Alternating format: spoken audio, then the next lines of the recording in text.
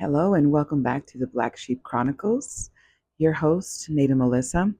I decided it was time to do another video face to face with you. I've been very busy, but I feel like these are some topics that I just really want to try to get out there and have it reach the people that need to hear it. Yesterday, somebody posted a TikTok and it was a beautiful scenery of like a very gardeny cabin. It was beautiful. And so it said, this and never trusting a man again. And when I see those things, it really saddens me because, and this is what I commented, it was never about trusting a man, it was about trusting yourself. Well, it's not unusual for my comments to be read or taken a different way, which in this case it did. You know, the girl was upset saying, um, I'm naive. That's not true. Some women can't leave. And right off the bat, I can tell she's still in the victim mentality. And people, especially women, because I was one that used to get offended, we don't like to hear certain things because if we're and still in our pain, we still want to just express the pain and be validated for that pain. We're not ready to move from the pain. And so I simply commented, it was more about trusting yourself. So all of our relationships are teaching us something. Don't forget to get the lesson so that things improve and you invite better quality people, because it all truly starts with how we are loving ourselves. And hearing people tell you that, it's going to upset you because you're not willing to accept that. Listen, I've been there. I've been that woman. And I know for a fact that had I had healthy boundaries, had I loved myself truly first, I would have never been involved in the relationships I have been in the past. Am I mad about it? No. Would I change anything? I mean, no. I got my two kids. I love them dearly. There's everything that happened was meant to happen. And if it continues to happen, then I'm sorry to say this, but you are missing the lesson and you are not setting the right boundaries. Because I know from my own experience, had I had those boundaries, I would have broken up with these people immediately, or I would have never even spoken to them because I had boundaries. And a lot of us women, we are still operating from our traumas and the relationships that we saw growing up with our parents or with our mothers or fathers. That's pretty much what they've normalized for us. So you really got to do some work if you're trying to find true love. I don't know how else to say it. And if you don't work on yourself, then don't be so hard on yourselves when relationships don't work, and try to see the relationship for what it was without feeling so much pain or anger towards that person or towards the situation. Again, I've been married twice, divorced twice. I was in a very long relationship with the narcissist. That was the most recent one. um, so I've been through it all, and I can see in every situation where had I had those boundaries or I loved myself more, I would have put an end to that really quick. But don't stay mad too long, okay?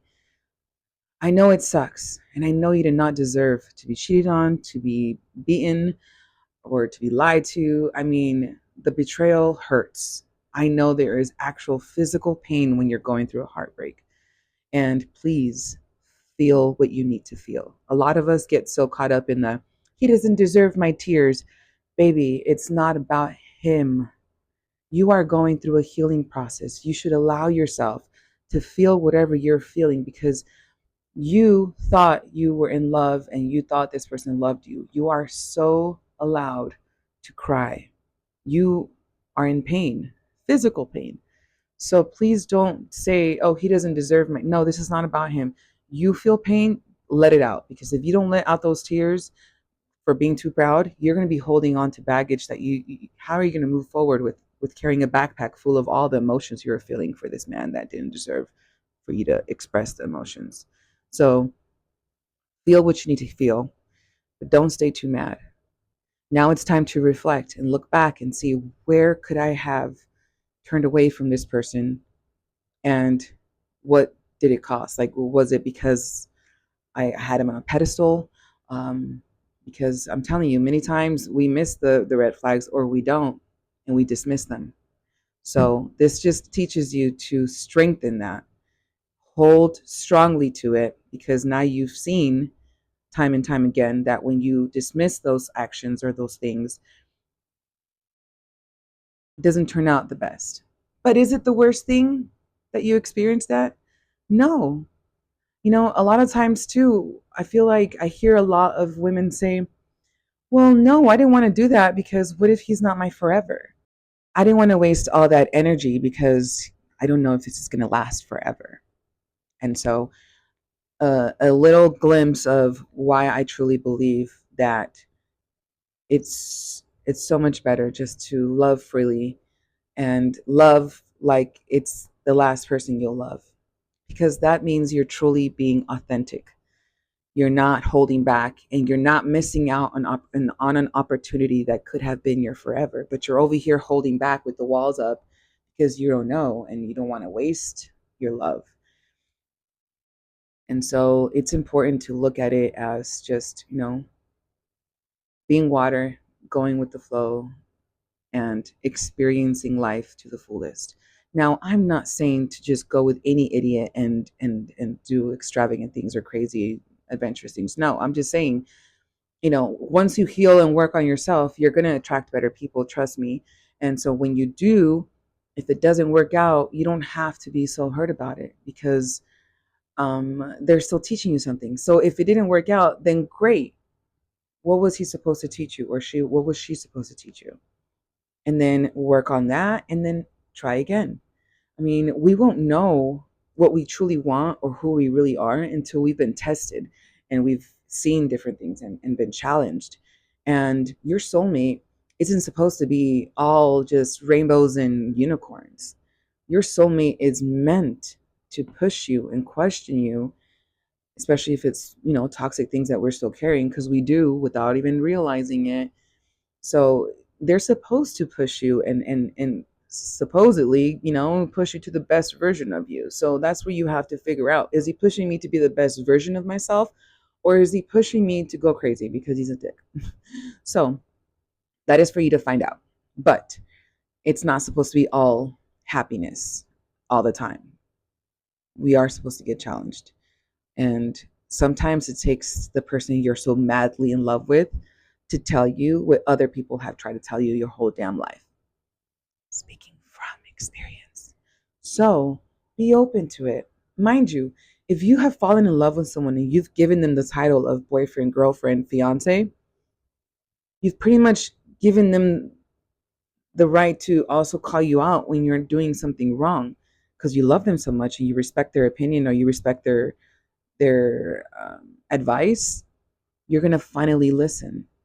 So don't be so hard headed, especially if you love and you already gave someone that place in your life. You know, they're supposed to do that. And as much as we hate to hear it, we have toxic traits that we have to clear out so we have healthy relationships.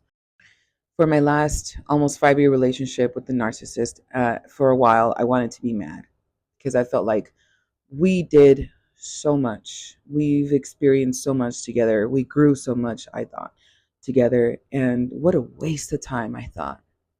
But then as time went by, I was just like, no, you know what? This is why it's so important just to be in the moment and not think too far in the future, because that's where we get heartbroken, when we start planning away our lives with this person and then we break up. That's what hurts. You already had all these plans, so now you have to start back from zero.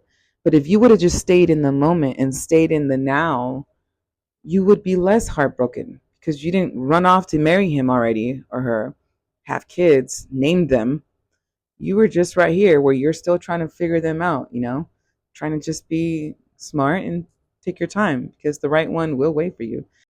So as I was thinking about all this, I thought, well, listen, if I didn't go on this adventure with this guy, when would I had experienced that with someone else?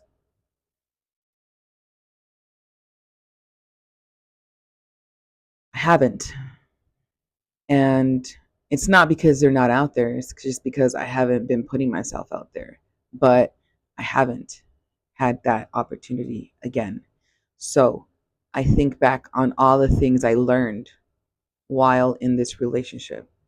I'm talking super important life lessons that I learned while living out of my Jeep for a year with this person and just traveling and door dashing along the way and surviving day by day, one day at a time. I learned so much. And even though he provided fake love, fake everything, he still showed me what it could feel like had it been real. So it's not completely wasted. It gave me a taste of what it feels like to be truly in love with someone and to have healthy conversations and push each other to be the best version of yourself. Again, it wasn't real, but I'm not mad at it anymore because had he not shown me those life lessons, I was so hard-headed that I probably will still be holding on to some toxic traits because I was just too stubborn to take someone else's advice. But I loved this asshole so much that anything he said was gold. And I was like, you know what? Let me look into it. And he was right. Not about everything, but he was right about some of the toxic traits I still had. And I worked through them and I cleared them out. But had it not been him, my family tried to tell me, but I just said, no, you guys pushed me. Like, you made me the black sheep of the family. You pushed me. Like, I'm a bitch because what you said and you did and blah, blah, blah. So I was never going to see it. So, yeah, that's another way you'll know if you're with the right person. You know, you respect what they say so much to where you're finally going to look back and reflect on what they're telling you because you care. So don't miss out on experiences because you're waiting for the one. Be open to the lessons and don't attach yourself to any hope, dream, expectations. Just be in the now, be in the moment, go with the flow, be water. And you'll see that life isn't so sad and so heartbreaking and so pointless. We're always learning. And the more we live in love without expectations and one day at a time, you'll see how much better it is to date and to meet new people, and to have relationships and love, truly love, and not hold back, or else that's missing out on opportunities by you holding back your authentic self out of fear. And you lose the fear in being heartbroken when you see things differently. So, this person that got so offended on TikTok because I was telling her, I was like, this just taught you, how to trust yourself more. Like, don't give up on love. And that's what I was trying to show, tell her. Don't just, this and never trusting a man again. I get if you prefer to be single. I'm not saying anything is wrong with that, but like never trusting a man again. Like, you're missing the lesson. You're getting stuck in the victim mentality.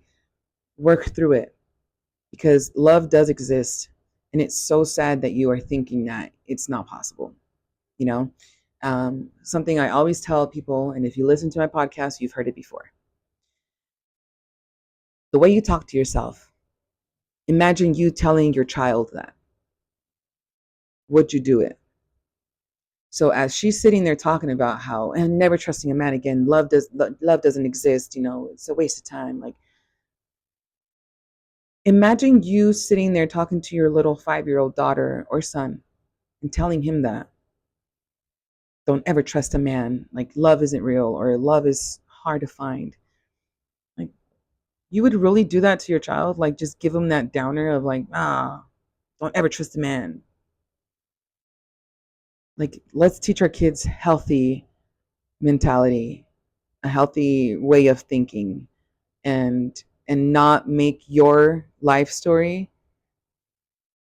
what they are to expect. Everyone has their own glasses on.